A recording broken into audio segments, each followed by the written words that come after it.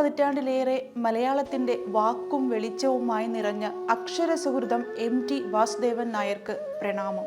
ഭാവന കൊണ്ടും തൂലിക കൊണ്ടും മലയാളത്തിന്റെ തലമുറകളെ വസന്തം അനുഭവിപ്പിച്ച എഴുത്തുകാരൻ, പത്രാധിപർ, ചലച്ചിത്രകാരൻ, നാടകകൃത്ത്, പങ്ക്തിക്കാരൻ, സാഹിത്യ സംഘാടകൻ എന്നിങ്ങനെ കൈവച്ച മേഖലകളിലെല്ലാം സുവർണ മുദ്ര പതിച്ച ആ യുഗം ഇനി ഓർമ്മ.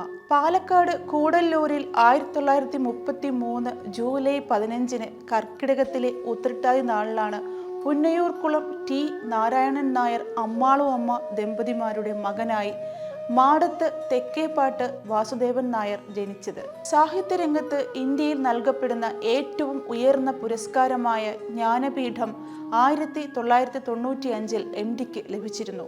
2005 രാജ്യം അദ്ദേഹത്തെ പത്മഭൂഷൺ നൽകി ആദരിച്ചു.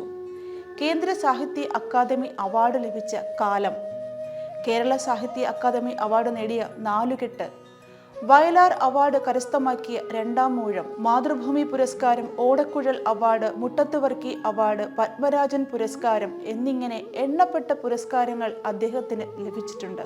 ആഘോഷിക്കണം എന്ന് തോന്നിയിട്ടില്ല, പക്ഷേ കാലത്തിനോട് നന്ദിയുണ്ട്. ഇത്രയും കാലം എനിക്ക് അനുവദിച്ചതിന്. അത് ദൈവമാവാം, എന്തുമാവാം. MTയുടെ വാക്കുകൾ.